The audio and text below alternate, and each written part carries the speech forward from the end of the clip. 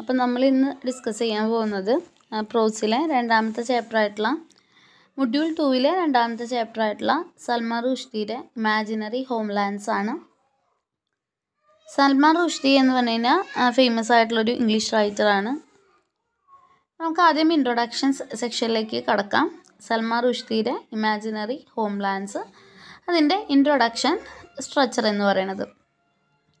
സൽമാൻ റുഷ്ദി ജനിച്ചത് ജൂൺ 1947 ഇന്ത്യയിലെ ബോംബെയിലായിരുന്നു ജനനം. വളരെ പോപ്പുലറായതും അതുപോലെ തന്നെ ഒരുപാട് വിവാദങ്ങൾ ഉണ്ടാക്കിയ ഒരു 20-ാം നൂറ്റാണ്ടിലെ റൈറ്ററാണ് സൽമാൻ റുഷ്ദി. അദ്ദേഹം പഠിച്ചതൊക്കെ ബോംബെയിൽ പ്രൈവറ്റ് സ്കൂളിലാണ്. പിന്നെ റഗ്ബൈ സ്കൂളിൽ പോയി, ഒരു ബോർഡിംഗ് സ്കൂളായിരുന്നു ഇംഗ്ലണ്ടിൽ.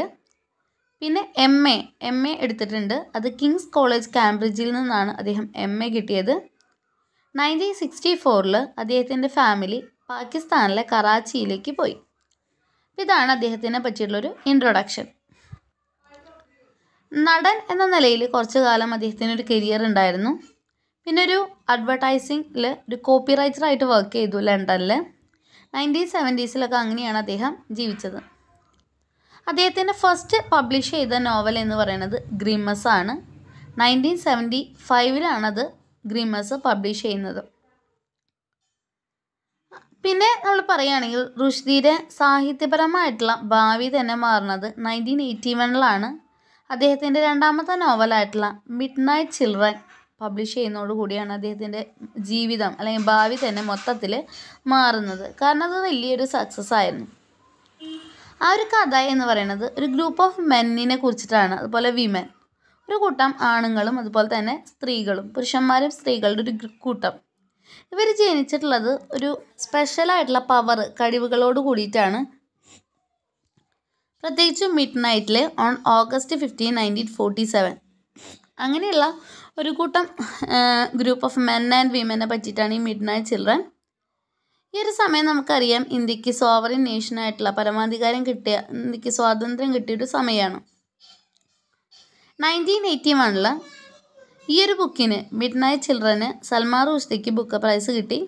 1993 ബുക്കർ ഓഫ് ബുക്കേഴ്സ് അവാർഡിലേക്ക് ജഡ്ജ് ചെയ്യപ്പെട്ടു.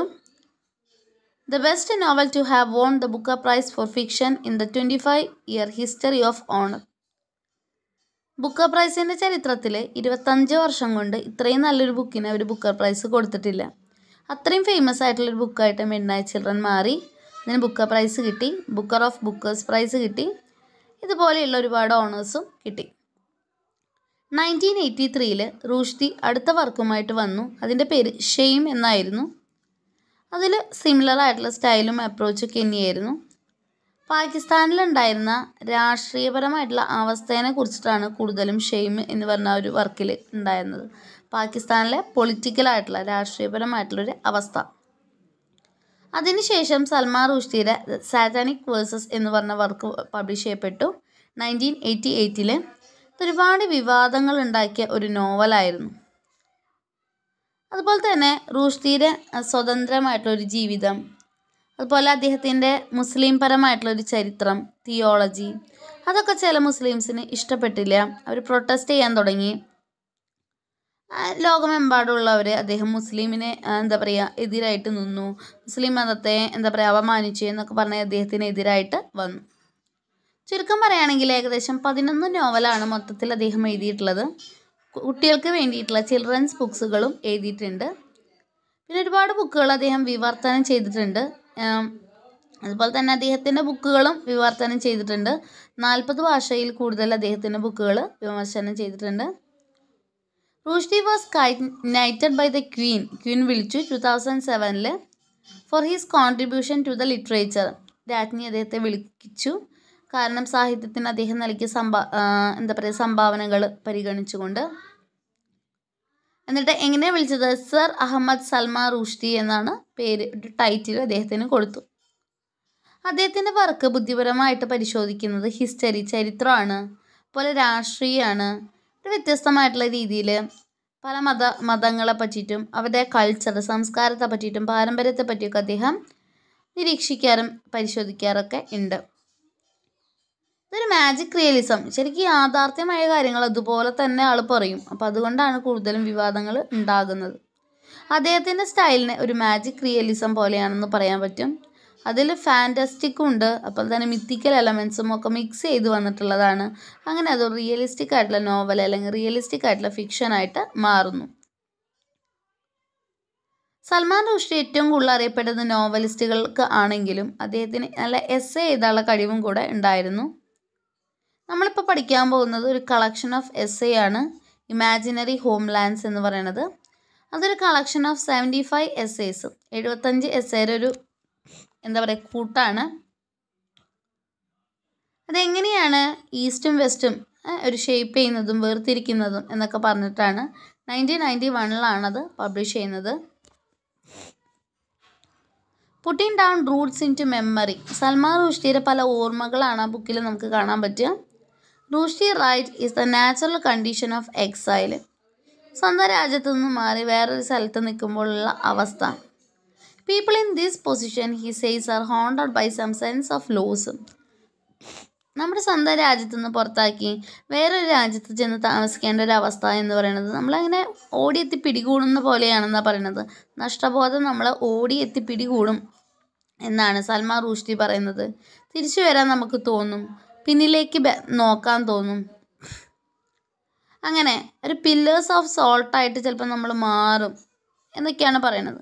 പില്ലർ ഓഫ് സോൾട്ട് അതൊരു കഥയാണ്, നമ്മുടെ ബൈബിളിലൊരു കഥയാണ്.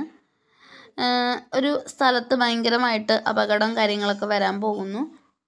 അപ്പോൾ ഓൾറെഡി ജീസസ് ക്രൈസ്റ്റ് വന്നിട്ട് ഒരു ഫാമിലി ഉണ്ട്, ഭാര്യയും ഭർത്താവും ഒരു കുട്ടിയും. അവരോട് പറയാണ്, നിങ്ങൾ വേഗം ഇവിടെ നിന്ന് രക്ഷപ്പെട്ടോ, പക്ഷെ പോകുമ്പോൾ നിങ്ങൾ ഒരിക്കലും എന്ത് ചെയ്യരുത്, തിരിഞ്ഞു നോക്കരുതെന്ന്. അങ്ങനെ ഒരു ഫാമിലിയിൽ എല്ലാവരും പോകുകയാണ്, പക്ഷെ വൈഫ് മാത്രം തിരിഞ്ഞു നോക്കും. അപ്പോൾ ചെയ്യരുതെന്ന് പറഞ്ഞൊരു കാര്യത്തിന് എതിരായിട്ടാണ് ആ സ്ത്രീ ചെയ്തത്.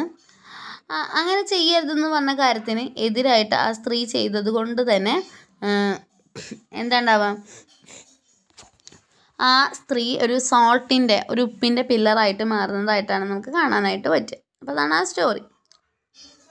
നമ്മളൊരിക്കലും പക്ഷെ നമ്മൾ തിരിഞ്ഞു നോക്കും, നമ്മുടെ നഷ്ടപ്പെട്ടു പോയ നാടും നമ്മുടെ വീടൊക്കെ തിരിഞ്ഞു നോക്കൂ എന്നൊക്കെ കൂടെ സൽമാൻ റുഷ്ഡി ഇവിടെ പറയുന്നുണ്ട്. ഇനി Rushdie had been ambassador of exiled എന്ന് പറഞ്ഞു കഴിഞ്ഞാൽ സ്വന്തം രാജ്യത്തു നിന്ന് പുറത്താക്കിയവർക്കൊരു അംബാസിഡർ പോലെയായിരുന്നു അദ്ദേഹം മൈഗ്രൻസിന്. അദ്ദേഹം അങ്ങനെയാണ്, like himself who have been torn from their home, അവർ വീട് വിട്ടു പോകേണ്ട ഒരു അവസ്ഥയാണ് അദ്ദേഹത്തിന് ഉണ്ടായിരുന്നത്. അദ്ദേഹത്തിൻ്റെ ഭാഷ വിട്ടിട്ട് അങ്ങനെ വേറൊരു സ്ഥലത്തേക്ക് പോകേണ്ട ഒരു അവസ്ഥ. അതുകൊണ്ട് തന്നെ അദ്ദേഹത്തിന് ഹോംലാൻഡിനെ പറ്റിയുള്ള സങ്കല്പം മാത്രമേ ഉള്ളൂ. ഇതാണ് ഇമാജിനറി ഹോംലാൻഡ്സ് എന്ന് പറയുന്നത്. അതാണ് ഈ ഒരു എസ്സേക്ക് കളക്ഷന് ടൈറ്റിൽ കൊടുക്കാൻ കാരണം അദ്ദേഹം ആഗ്രഹിക്കുന്നു അദ്ദേഹത്തിന് നഷ്ടപ്പെട്ട റൂട്ടുകളൊക്കെ വീണ്ടും ഒന്നുകൂടെ റീകൺസ്ട്രക്റ്റ് ചെയ്യണം, നഷ്ടപ്പെട്ടതൊക്കെ ഒന്നും കൂടെ ഇമാജിനേഷനിലൂടെ തിരിച്ചു പിടിക്കണം എന്നാണ് അദ്ദേഹം ആഗ്രഹിക്കുന്നത്. ഇത് ഈ ഒരു വർക്ക് എക്സാമിൻ ചെയ്യുന്നത് തീമാണ്. അതുപോലെ തന്നെ ഹോംലാൻഡിനെ, അദ്ദേഹത്തിൻ്റെ സ്വന്തം നാടിനെ പ്രസൻറ്റ് ചെയ്യാണ് അദ്ദേഹം by identifying to attempt to portray one's land of origin. അദ്ദേഹത്തിൻ്റെ അദ്ദേഹം ജനിച്ചു വളർന്ന അദ്ദേഹത്തിൻ്റെ നാട് ഒരു വിശ്വാസത്തോടു കൂടിയിട്ട്, റിയാലിറ്റിയോട് കൂടിയിട്ട് വീണ്ടും പ്രസൻറ്റ് ചെയ്യാൻ അദ്ദേഹം ശ്രമിക്കുകയാണ്. Though he speaks particularly about Indian റൈറ്റേഴ്സിനെ പറ്റി പറഞ്ഞാലും his understanding of the course clearly applies to the most writers who share the multi cultural experience. ഇന്ത്യനെ പറ്റി അദ്ദേഹം പറഞ്ഞാലും അദ്ദേഹത്തിന് ശരിക്കും രണ്ട് അദ്ദേഹം ചെന്ന സ്ഥലത്തെയും അദ്ദേഹത്തിൻ്റെ സ്വന്തം നാടായ ഇന്ത്യയുടെയും കൾച്ചറിനെ പറ്റിയുള്ള നല്ല എക്സ്പീരിയൻസ് അദ്ദേഹത്തിന് ഉണ്ടെന്നും കൂടെ പറയുകയാണ്. നമുക്ക് എസ്സേയിലേക്ക് കടക്കാം. Salman Rushdie, imaginary homelands. An old photograph is a cheap frame hangs on a wall of room where I work. അദ്ദേഹം പറയുകയാണ്, അദ്ദേഹം ജോലി ചെയ്യുന്ന സ്ഥലത്ത് അല്ലെങ്കിൽ ആ റൂമിൽ അവിടെ ഒരു വളരെ ചീപ്പായിട്ടൊരു പഴയൊരു ഫോട്ടോ കാണാൻ പറ്റും. ആ ഒരു ഫോട്ടോയുടെ ഡേറ്റ് എന്ന് പറയുന്നത് 1946 ആണ്. അദ്ദേഹത്തിൻ്റെ വീടിൻ്റെയാണ്. ഈ ഒരു ഫോട്ടോ എടുക്കുന്ന സമയം എന്ന് പറഞ്ഞാൽ 1946 എടുത്തിട്ടുള്ളൊരു ഫോട്ടോ ആണ്. അന്ന് സൽമാൻ റുഷ്ഡി പോലും ജനിച്ചിട്ടില്ല എന്ന് പറയാണ്. അദ്ദേഹത്തിൻ്റെ ആ ഒരു വീടിൻ്റെ ഒരു പിക്ചർ എന്തൊക്കെയുണ്ടെന്നാണ് പറയുന്നത്. 3 സ്റ്റോറിയുടെ 3 നിലയുള്ള ഒരു വീടാണ്. ടൈൽഡ് റൂഫ്, ഓടുമേഞ്ഞ ഒരു വീടാണ്. And round towers in 2 corners, tiled ഹാറ്റൊക്കെ അവിടെ ഉണ്ട്. The past is a foreign country. അദ്ദേഹം പറയാണ് പാസ്റ്റ് എന്ന് പറയുന്നത് ഇപ്പോൾ അദ്ദേഹത്തിൻ്റെ എന്താ പറയുക, അദ്ദേഹം ഇപ്പോൾ അവിടെ അല്ല താമസിക്കുന്നത്. അപ്പോൾ അദ്ദേഹത്തെ സംബന്ധിച്ച് അദ്ദേഹം ജനിച്ചു വളർന്ന നാട് എന്ന് പറയുന്നത് ഇപ്പോൾ ഒരു ഫോറിൻ കൺട്രി പോലെയാണെന്നാണ് പറയുന്നത്. അത് ഫേമസ് ഓപ്പണിംഗ് സെൻറ്റൻസ് ആണ് എന്തിൻ്റെ, LP ഹാർട്ട്ലിയുടെ നോവലായിട്ടുള്ള ദ ഗോ ബിറ്റ്വീനിലെ തുടക്കത്തിലെ ഒന്നാമത്തെ സെൻറ്റൻസ് ആണ് the past is a foreign country. അതുപോലെയാണ് അദ്ദേഹത്തിൻ്റെ മദർലാൻഡ് എന്ന് പറയണം. They do things differently here. അവിടെ ചെയ്ത പോലെ എല്ലാ കാര്യങ്ങളൊന്നും ഇവിടെ ചെയ്യാം. പക്ഷേ ഒരു ഫോട്ടോഗ്രാഫ് കാണുമ്പോൾ അദ്ദേഹത്തിൻ്റെ ആശയം വരികയാണ്. It reminds me that it's my present that is foreign. അപ്പോൾ അദ്ദേഹം പറയാണ് എൻ്റെ പാസ്റ്റ് അല്ല എനിക്ക് ഫോറിൻ ആയിട്ടുള്ളത്. കാരണം എന്താ, പാസ്റ്റ് ഞാൻ ജനിച്ചു വളർന്ന രാജ്യമാണ്. ഇപ്പം ഞാൻ താമസിക്കുന്നത് വേറൊരു രാജ്യത്താണ്. അതുകൊണ്ട് തന്നെ എൻ്റെ പ്രസൻ്റാണ് എനിക്ക് ഫോറിൻ ആയിട്ടുള്ളത്. പാസ്റ്റ് എന്ന് പറയുന്നത് എൻ്റെ ഹോമാണ്, ഞാൻ ജനിച്ചു വളർന്ന എൻ്റെ നാടാണ്. Albeit a lost home in a lost city is a mist of lost time. എനിക്ക് ഒരുപാട് സമയം നഷ്ടപ്പെട്ടു, എൻ്റെ സിറ്റി നഷ്ടപ്പെട്ടു, എൻ്റെ വീട് നഷ്ടപ്പെട്ടു എന്നും കൂടെ സൽമാൻ റുഷ്ദി ഓർക്കാണ്. എന്നിട്ട് അദ്ദേഹം ആലോചിക്കുകയാണ്, കുറച്ച് വർഷങ്ങൾക്ക് മുമ്പ് അദ്ദേഹം ബോംബെ വീണ്ടും റീവിസിറ്റ് ചെയ്തായിരുന്നു. ഒരിക്കൽ കൂടെ അദ്ദേഹം ബോംബെയിൽ പോയിരുന്നു. അദ്ദേഹം പറയുകയാണ് അദ്ദേഹത്തിന് നഷ്ടപ്പെട്ടു പോയ സിറ്റിയാണത്. ഒരു പക്ഷേ പകുതിയോളം ലൈഫ് അദ്ദേഹത്തിന് അവിടെ നഷ്ടപ്പെട്ടിട്ടുണ്ടായിരിക്കാം.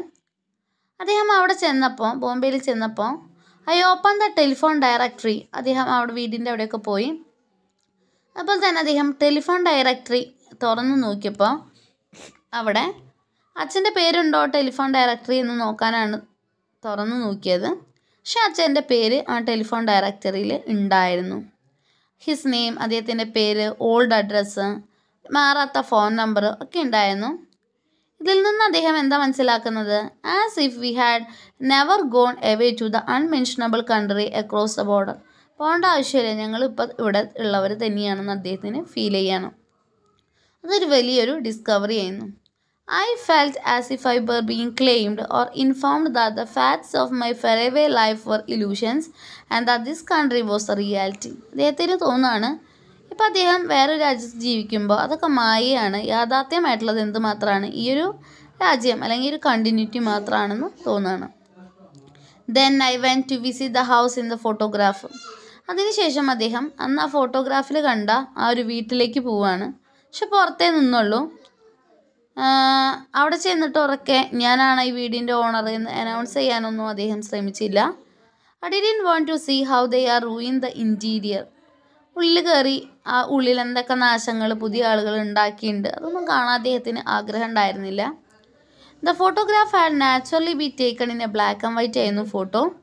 അദ്ദേഹത്തിൻ്റെ ഓർമ്മയിൽ feeding on such images as this as began to see my childhood in the same വേ.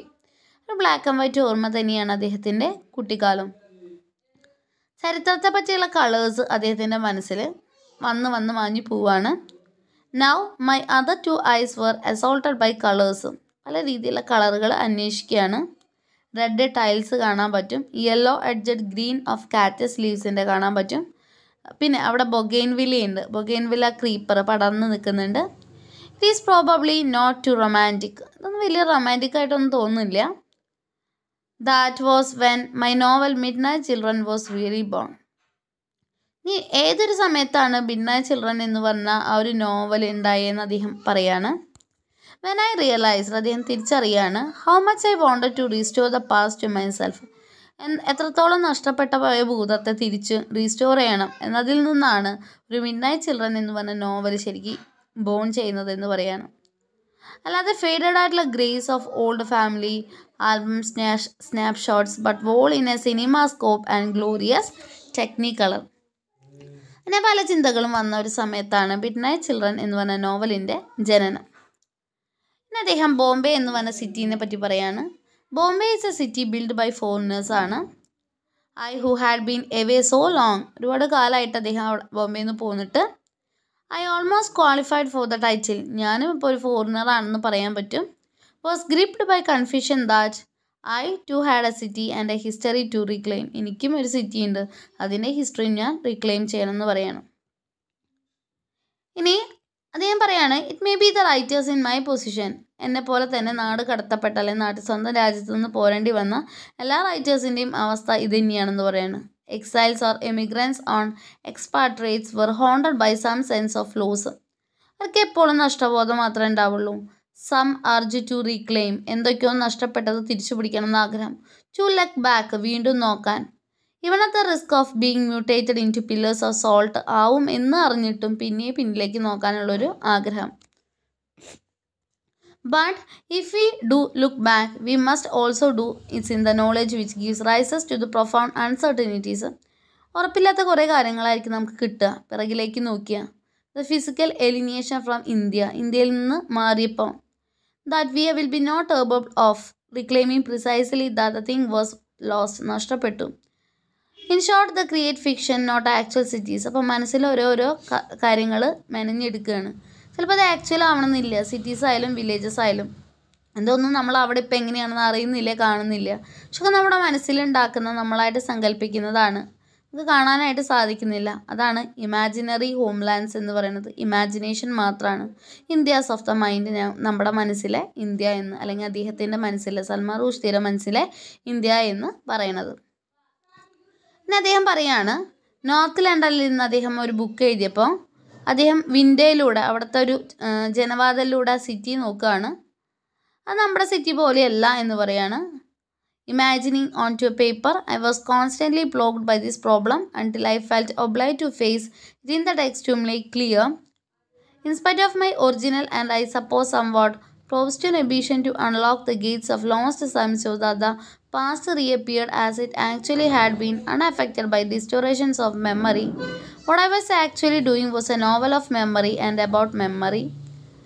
അവിടെ അദ്ദേഹം ലണ്ടനിലൂടെ നോക്കുമ്പോൾ അവിടെ കാണുന്ന കാഴ്ചകൾ എന്ന് പറയുന്നത് ഇപ്പം ഇന്ത്യനെ പറ്റി അദ്ദേഹം ചിന്തിക്കുമ്പോൾ വരുന്ന ഒരു കാഴ്ചകളല്ല, ടോട്ടലി ഡിഫറെൻ്റ് ആണ്. പക്ഷേ അപ്പോൾ പല രീതിയിലും അദ്ദേഹത്തിനെ അത് അസ്വസ്ഥനാക്കുന്നു, ശല്യപ്പെടുത്തുന്നു എന്ന് പറയണം. കാരണം ഇപ്പോൾ അദ്ദേഹം എന്താ ചെയ്തുകൊണ്ടിരിക്കുന്നത്, മെമ്മറിയെക്കുറിച്ചുള്ളൊരു നോവലാണ്, അതുപോലെ മെമ്മറിയിൽ നിന്നും ഉള്ള നോവലാണ്. അതാണ് പറയുന്നത്. What I was actually doing was novel of memory and about memory. Underline ചെയ്യാം. So that my India was just that my India, എൻ്റെ ഇന്ത്യയാണ് a version, no more than one version of all the hundreds of millions of possible versions. പല ആളുകൾക്ക് പല രീതിയിലായിരിക്കും India എന്ന് പറഞ്ഞു കഴിഞ്ഞാൽ, മില്യൺസ് പീപ്പിളിന് മില്യൺ രീതിയിൽ. പക്ഷേ അദ്ദേഹം ഇപ്പോൾ എഴുതുന്ന ഒരു ഇന്ത്യ അദ്ദേഹത്തിൻ്റെ സ്വന്തമായിട്ട് അദ്ദേഹത്തിൻ്റെ കാഴ്ചപ്പാടിലുള്ളതാണ് എന്ന് പറയണം. അപ്പോൾ അദ്ദേഹം പറയാണ്, I try to make it as imaginatively true. സങ്കല്പമാണെങ്കിലും അത് സത്യമാക്കാനായിട്ട് ശ്രമിക്കുകയാണ് എനിക്ക് പറ്റാവുന്ന രീതിയിൽ. But imaginative truth is simultaneously honourable and suspect. ഇമാജിനേഷനാണ്, ചിലപ്പോൾ അതിൽ നമുക്ക് സംശയിക്കണം, കാരണം ഫുള്ളായിട്ട് ശരിയാവണം എന്നില്ല എന്ന് പറയണം. And I knew that my India may only have been one to which I was let stay willing to admit I belong. ഞാൻ ഉറപ്പായിട്ടും പറയാം, ഞാൻ ചേർന്ന് നിൽക്കുന്ന എൻ്റെ ഇന്ത്യ, ഐ ബിലോങ്, ഞാൻ ഒരിക്കലും അവിടെ ആയിരുന്നു എന്ന് പറയാണ്. അപ്പോൾ this is why I made my narrator. അപ്പോൾ അദ്ദേഹത്തിൻ്റെ നോവലിൻ്റെ നെറേറ്ററിൻ്റെ പേരാണ് ഇവിടെ പറയുന്നത്. ആരാ നമ്മുടെ നെറേറ്റർ എന്ന് പറഞ്ഞാൽ സലീമാണ്. നെറേറ്റർ ഒരു കഥയിൽ നെറേറ്ററായിട്ട് വരുന്നത് സൽമാൻ റുഷ്ദിയുടെ, അതിൽ നെറേറ്ററായിട്ട് വരുന്നത് സലീമാണ്. His mistakes are the mistake of fallible memory. അപ്പോൾ പറയാണ് സലീം നെറേറ്റർ പറയുമ്പോൾ ആ ഒരു നെറേറ്ററായിട്ടുള്ള സലീം കുറച്ച് മിസ്റ്റേക്കുകളൊക്കെ മിഡ്നൈറ്റ് ചിൽഡ്രനിൽ ഉണ്ടാക്കുന്നുണ്ട്. അത് അദ്ദേഹത്തിൻ്റെ പ്രശ്നമല്ല, ആ തെറ്റ് എന്ന് പറയുന്നത് ഓർമ്മയുടെ പ്രശ്നമാണെന്ന് പറയുന്നത്. ആ ഒരു പിന്നെ കഥാപാത്രവും ആ ഒരു സാഹചര്യവും ഒക്കെ ഉണ്ടാക്കുന്ന ഒരു പ്രോബ്ലംസും അതിലുണ്ട്, മിസ്റ്റേക്സും ഉണ്ട് എന്ന് പറയാണ്. പിന്നെ ആ ഓർമ്മകളൊക്കെ ഫ്രാഗ്മെൻ്ററി ആയിട്ട് പല പല പീസുകളായിട്ടും ആണെന്നാണ് പറയുന്നത്. It may be that when the Indian writer who writes from outside India, ഒരു ഇന്ത്യൻ റൈറ്ററായിട്ടുള്ള സൽമാൻ റുഷ്ദി ഇന്ത്യയുടെ പുറത്തുനിന്ന് എഴുതുമ്പോൾ reflect that world he's obliged to deal in broken mirror. ആൾക്ക് ആ ഒരു രാജ്യത്തെ, സ്വന്തം രാജ്യത്തെ പറ്റി എഴുതുമ്പോൾ പൊട്ടിയ കണ്ണാടി പോലെ എഴുതാൻ പറ്റുള്ളൂ എന്ന് പറയാണ്. കാരണം പൊട്ടിയ സം ഓഫ് വെർ ഫ്രാഗ്മെൻറ്റ്സ്, കഷ്ണം പോലെ ആയിരിക്കും, കുറച്ചൊക്കെ അത് നഷ്ടപ്പെട്ടിട്ടുണ്ടായിരിക്കും. പക്ഷെ ഇവിടെ ഒരു വിരോധാഭാസം ഉണ്ട്, പാരഡോക്സ് ഉണ്ടെന്ന് പറയാണ്. The broken mirror may actually be as valuable as the one which is supposedly unflawed. പൊട്ടാത്ത കണ്ണാടിയോളം അത്രയും തന്നെ മൂല്യമുള്ളതായിരിക്കാം പൊട്ടിയ കണ്ണാടി എന്നും കൂടെ അദ്ദേഹം പറയുന്നുണ്ട്. എന്ന് പറയാണ്, നമുക്കൊന്നും കൂടെ ട്രൈ ചെയ്യാം, എന്നിട്ട് എൻ്റെ എക്സ്പീരിയൻസ് ഒന്നും കൂടെ എഴുതാമെന്ന് പറയാണ്. Before beginning mid night children. അപ്പോൾ ഈ ഒരു വീണ്ടും അദ്ദേഹം പറയാണ്, ഈ മിഡ് നൈറ്റ് ചിൽഡ്രൻ എന്ന് പറഞ്ഞ നോവൽ എഴുതുന്നതിന് മുമ്പ് I spend many months trying simply to recall as much of Bombay. ബോംബെനെ വീണ്ടും ഓർത്തെടുക്കാൻ അദ്ദേഹം ഒരുപാട് ശ്രമിച്ചിട്ടുണ്ടെന്ന് പറയാണ്. പ്രത്യേകിച്ചും 1950s 1960s Bombay as I could, അദ്ദേഹത്തിന് പറ്റാവുന്ന രീതിയിൽ. ബോംബെനെ മാത്രമല്ല കാശ്മീർ, ഡൽഹി, അലിഗർ അതിനെയൊക്കെ പറ്റി ഓർത്തെടുക്കാനായിട്ട് അദ്ദേഹം ശ്രമിക്കുന്നുണ്ട്. അദ്ദേഹത്തിൻ്റെ ബുക്കിൽ I have moved to Agra to heighten A certain joke about Taj Mahal. ആഗ്രേനെ പറ്റി മാത്രം മൂവ് ചെയ്യുമ്പോൾ താജ്മഹലിനെ പറ്റി അദ്ദേഹം ഓർത്തെടുക്കുകയാണ്. അദ്ദേഹം തന്നെ പറയാണ്, അദ്ദേഹത്തിന് ഭയങ്കര അത്ഭുതം തോന്നിയെന്ന് പറയാണ്. How much came back to me, എത്രത്തോളം കാര്യങ്ങൾ എൻ്റെ ഓർമ്മയിൽ വന്നു എന്നുള്ളത്. പിന്നെ അദ്ദേഹം പറയാണ്, അദ്ദേഹം സ്വന്തമായിട്ട് മനസ്സിലാക്കി remembering what clothes people had worn on certain days. അന്ന് മനുഷ്യർ ഏതൊക്കെ ഡ്രസ്സ് ധരിച്ചിരുന്നു, സ്കൂൾ സീനുകൾ, ബോംബെ ഡയലോഗ് വെർബേറ്ററിലെ പാസഞ്ചേഴ്സുകൾ, ഓർ ഇറ്റ് സീംഡ്, അതൊക്കെ ഓർക്കുമ്പോൾ അദ്ദേഹത്തിന് അത്ഭുതമാണ്. പിന്നെ അദ്ദേഹം പറയുകയാണ്, അദ്ദേഹം ഓർത്തെടുത്തു അഡ്വർടൈസ്മെൻറ്റ്സുകൾ, പരസ്യങ്ങൾ, film posters, neon jeep sign, marine ഡ്രൈവിലുള്ള ആ ഒരു ജിയോൺ ജീപ്പ് സൈന്, ടൂത്ത് പേസ്റ്റിൻ്റെ ആഡുകൾ, ബിനാക്ക കൊളിയോൺസിൻ്റെയൊക്കെ, then foot bridge over the local railway line which bore on one side the legend Esso puts a tiger in your tank and on other curious contradictory admonition drive like hell and you will get there. അങ്ങനെയുള്ള പരസ്യങ്ങളൊക്കെ ബോംബെയിലുള്ളതും ഇന്ത്യയിലുള്ളതൊക്കെ അദ്ദേഹം ഓർത്തെടുക്കുകയാണ്. Then old songs വരികയാണ് അദ്ദേഹത്തിൻ്റെ മെമ്മറിയിലേക്ക്. From നവർ ആ street എൻ്റർടൈനറിൻ്റെ version ആയിട്ടുള്ള good night ladies and from the film mister 420 എന്ന് പറയുന്ന ആ ഒരു പാട്ടും അദ്ദേഹത്തിന് വരികയാണ്. The hit number Mera Joota Hai Japani which could almost be Saleem's theme song. അപ്പോൾ അദ്ദേഹം ആ ഒരു പാട്ടും കൂടെ ഓർക്കുകയാണ്. ഹിറ്റ് നമ്പർ ആയിട്ടുള്ള മേരാ ജൂത ഹായ് ജപ്പാനി എന്ന് പറഞ്ഞ ഹിന്ദി സോങ് അദ്ദേഹം അത് ഓർക്കുകയാണ്. അതുകൊണ്ട് തന്നെ മിഡ് നൈറ്റ് ചിൽഡ്രനിൽ അതിൻ്റെ നെറേറ്ററായിട്ടുള്ള സലീം എപ്പോഴും ഈ ഒരു പാട്ട് മേരാ ജൂത ജയ് ജപ്പാനിയാണ് പാടുന്നത്. പിന്നെ അദ്ദേഹം പറയുകയാണ്, അദ്ദേഹത്തിന് അറിയാം I had tapped a rich scene but the point I want to make is that of course I am not gifted with total recall. ഓർക്കാൻ ഒരുപാട് ശ്രമിച്ചാലും എല്ലാം ഓർത്തെടുക്കാൻ പറ്റിയെന്ന് അദ്ദേഹത്തിന് സാധിച്ചില്ല എന്ന് പറയാണ്. കുറച്ചൊക്കെ പറ്റി, കുറച്ചൊക്കെ ഓർമ്മകൾ, പക്ഷേ ഫ്രാഗ്മെൻറ്റ്സ് ആയിട്ട് പല പല കഷ്ണങ്ങളായിട്ടാണ് എന്ന് പറയാണ്. The shards of memory acquire greater status, കിട്ടി greater resonance because they were remains. അതിപ്പോഴും ഉള്ളത് തന്നെയാണ്, ബാക്കി ഉള്ളതൊക്കെയാണ്. ഫ്രാഗ്മെൻറ്റേഷൻ ആണ്, സിമ്പിൾസ് പോലെ, നല്ല അതിന് ക്വാളിറ്റി ഉണ്ടെന്ന് പറയാണ്. There is an ഒബിയസ് parallel there archaeology, ഒരു പുരാവസ്തു പോലെയാണ് തോന്നുന്നത്. Then broken ponds of antiquity from which the past can sometimes but always provisionally be reconstructed. അതിൽ നിന്ന് നമുക്ക് വീണ്ടും ഉണ്ടാക്കിയെടുക്കാമെന്ന് പറയാണ്, അല്ലെങ്കിൽ ഡിസ്കവർ ചെയ്യാമെന്ന് പറയാണ്. The pieces of most quotidian ഒബ്ജക്ട്സിലൂടെ. It may be argued that past is a country from which we have all emigrated. Past എന്ന് പറയുന്നത് ആ രാജ്യത്തു നിന്നാണ് നമ്മൾ പോകുന്നത്. That its loss is a part of our common, നമുക്ക് എല്ലാവർക്കും നഷ്ടപ്പെട്ടതാണ് humanity. Which to me seems to me self evidently true. അദ്ദേഹത്തിൻ്റെ കാര്യത്തിൽ സത്യമാണെന്ന് പറയാണ്. പക്ഷെ അദ്ദേഹം പറയുകയാണ്, I suggest that the writer who is out of the country, ഒരു എഴുത്തുകാരൻ സ്വന്തം രാജ്യത്തിന് പുറത്താണെങ്കിൽ, അതും ഭാഷയ്ക്കും അനുഭവത്തിനൊക്കെ പുറത്താണെങ്കിൽ, and even out of language may experience this loss, വല്ലാത്തൊരു നഷ്ടബോധം അയാൾക്ക് തോന്നും, വളരെ തീവ്രമായിട്ടുള്ള രീതിയിൽ. It is made more concrete for him by the physical fact, ശാരീരികമായിട്ടും തോന്നുമെന്നാണ് പറയുന്നത്. Present being in a different place, അദ്ദേഹത്തിൻ്റെ പ്രസൻറ്റ് ഇപ്പോൾ ഇവിടെയല്ല വേറെ എവിടെയാണെന്ന് തോന്നും എന്ന് പറയാണ്. His past of being elsewhere, past എവിടെ വേണമെങ്കിലും ആയിക്കോട്ടെ, പ്രസൻറ്റ് ഇവിടെയല്ല എന്ന് തോന്നുമെന്ന് പറയുകയാണ്. അദ്ദേഹം പറയുകയാണ്, ഈ നഷ്ടബോധം പ്രോപ്പറായിട്ട് സ്പീക്ക് ചെയ്യാൻ പോലും സാധിക്കുന്നില്ല എന്ന് പറയാണ്. അതൊരു യൂണിവേഴ്സലായിട്ട് എല്ലാവർക്കും ഉള്ളത് തന്നെയാണെന്ന് കൂടെ അദ്ദേഹം പറയുകയാണ്. But let me go further, മുന്നോട്ട് പോയാലേ പറ്റുമല്ലോ എന്ന് പറയാണ്.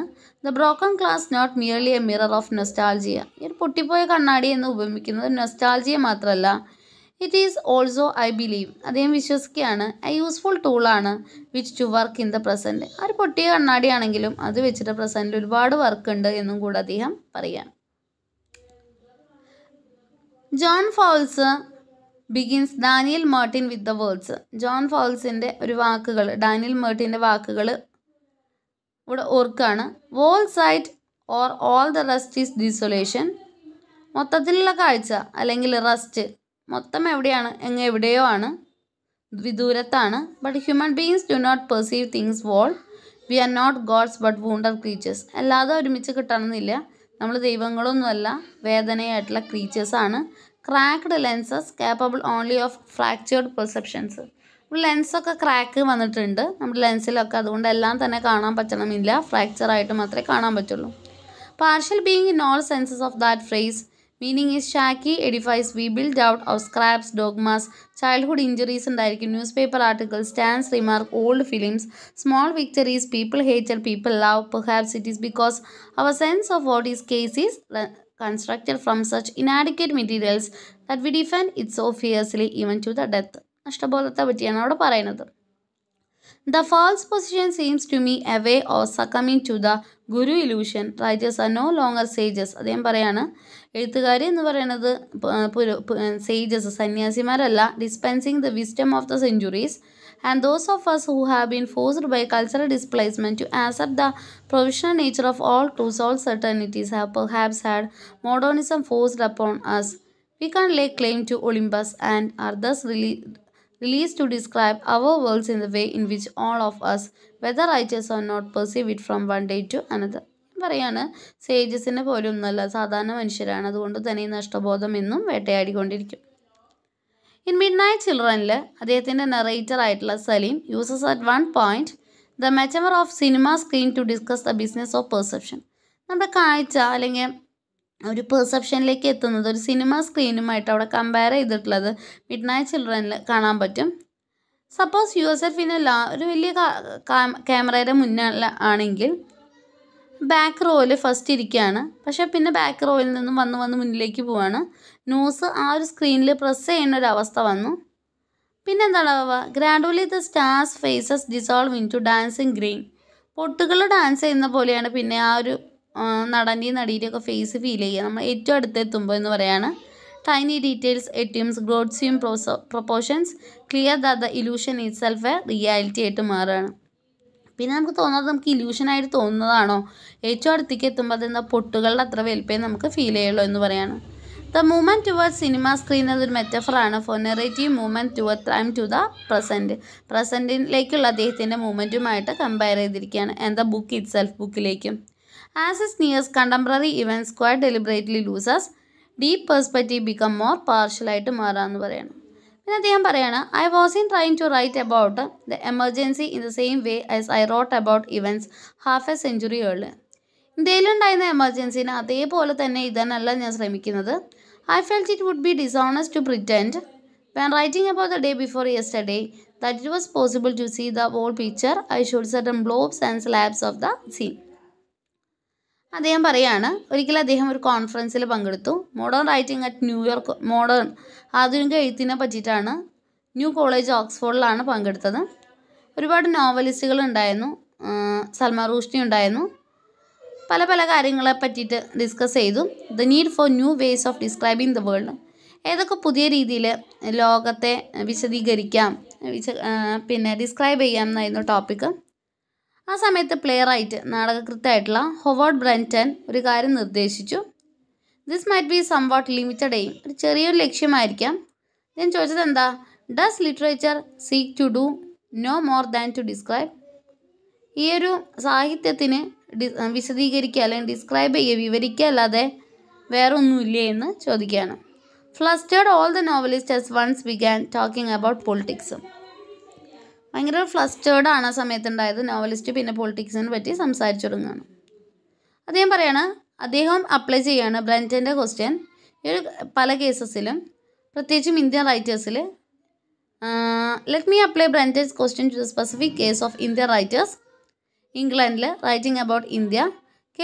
Can they do more than describe? വെറുതെ വിവരിക്കുക മാത്രമല്ലാണ്ട് വേറെ എഴുതി കൂടെ എന്ന് പറയാണ്. From a distance the world that they have left. India വിട്ടു പോന്നിട്ടുള്ള ഇന്ത്യക്കാരായ എഴുത്തുകാർക്ക് ഇന്ത്യ വിവരിക്കല്ലാതെ അതിൽ കൂടുതലൊന്നും ചെയ്യാനില്ലേ എന്ന് ചോദിക്കുകയാണ്. ചെയ്തുകൂടെ എന്നും പറയുകയാണ്.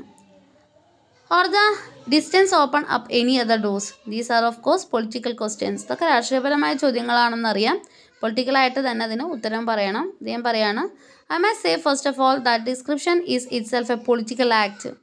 വിവരണം എന്ന് പറയുന്നത് തന്നെ എന്താണ്? ഒരു രാഷ്ട്രീയ പ്രേരിതമാണ്. ദ ബ്ലാക്ക് അമേരിക്കൻ റൈറ്ററായിട്ടുള്ള റിച്ചാർഡ് റൈറ്റ് ഒരിക്കൽ എഴുതി, black and white Americans were engaged in a war, ഒരു യുദ്ധത്തിൽ ഏർപ്പെടുകയാണ്, over the nature of reality.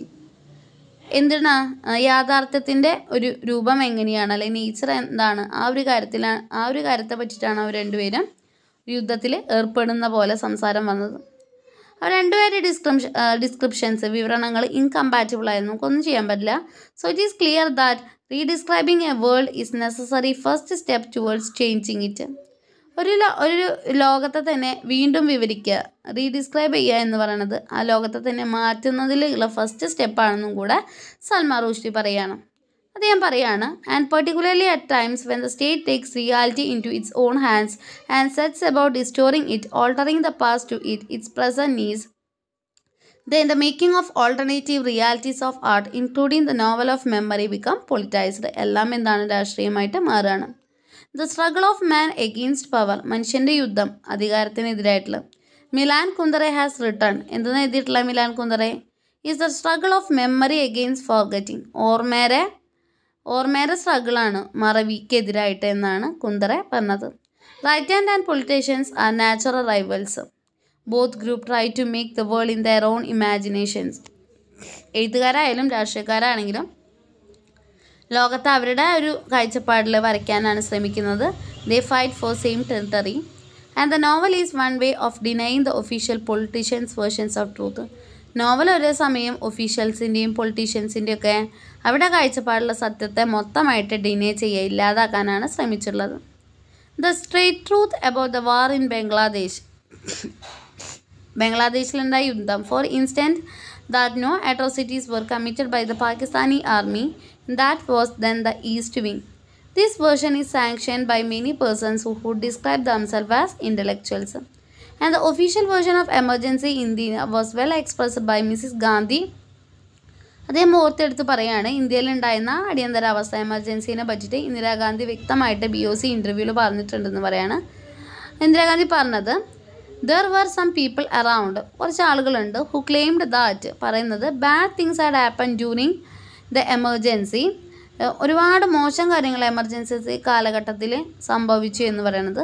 പ്രത്യേകിച്ചും ഫോഴ്സ്ഡ് സ്റ്റെറിലൈസേഷൻ, അതായത് നിർബന്ധിതമായിട്ടുള്ള വന്ധ്യകരണം, തിങ്സ് ലൈക്ക് ദാറ്റ്, അതൊക്കെ ഇന്ത്യയിൽ നടന്നു എന്ന് പറയുന്നവരുണ്ട് എന്ന് ഇന്ദിരാഗാന്ധി പറയാണ് എമർജൻസി ടൈമിൽ. പക്ഷെ അതൊന്നും സംഭവിച്ചിട്ടില്ല എന്ന് പറയാണ്.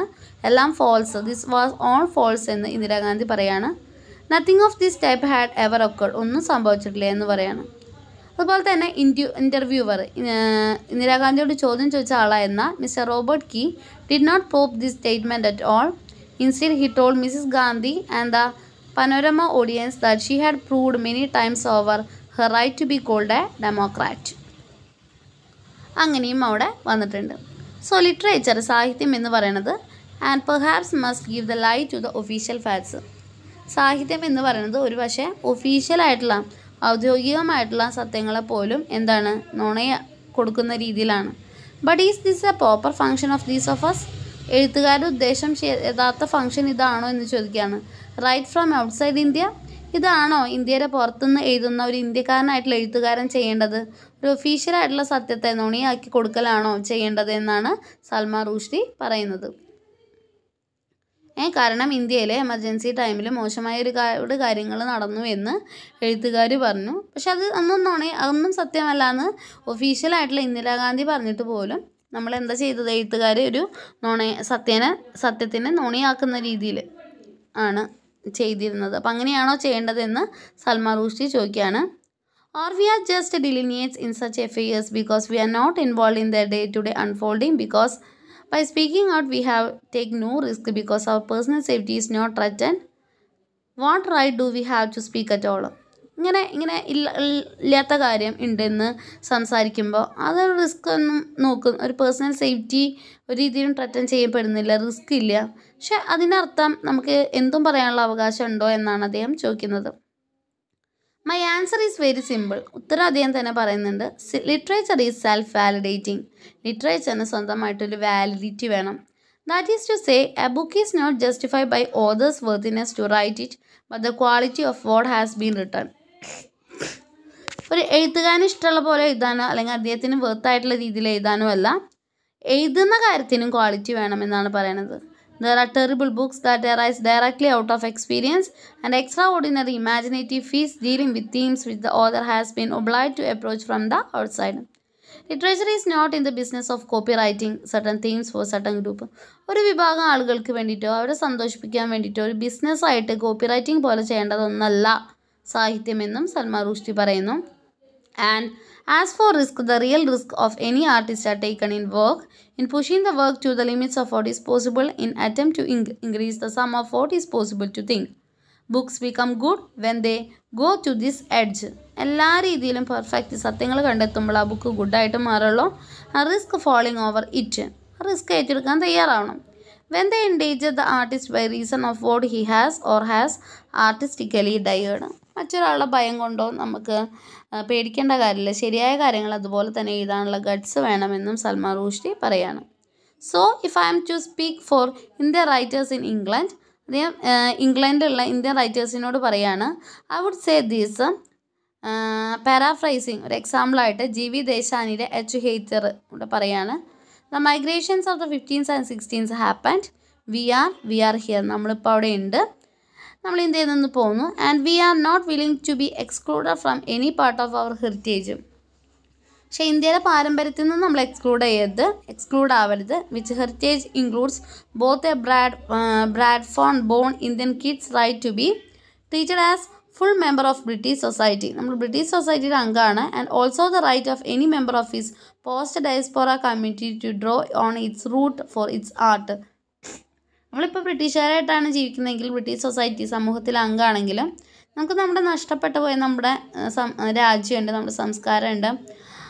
അങ്ങനെ നമുക്ക് അതിൻ്റെ കലയുടെ അടിവേര് റൂട്ടിൽ നമ്മൾ എഴുതുന്നതിൽ യാതൊരു തെറ്റുമില്ല. നമ്മുടെ എഴുത്തിൽ അതിൻ്റെ റൂട്ടുകൾ വേണമെന്ന് അദ്ദേഹം പറയണം. Just as all the world's community of displaced writers as always done. I am think ഒരു എക്സാമ്പിൾ അദ്ദേഹം ചിന്തിക്കുന്നുണ്ട്. ഗ്രാൻസ് ഡാൻസിങ്ങിൻ്റെ Joyce's abandoned Dublin, James Joyce ഡബ്ലിൽ നിന്ന് പോന്നു. Of Isaac Bashevis Singer and Maxine ഗോങ് Kingston, Milan Kundera and many others. അവരൊക്കെ long list അദ്ദേഹം ഇവിടെ പറയാണ്. ഓക്കെ, അപ്പോൾ അടുത്ത ക്ലാസ്സിൽ ഡിസ്കസ് ചെയ്യാം. Okay, thank U.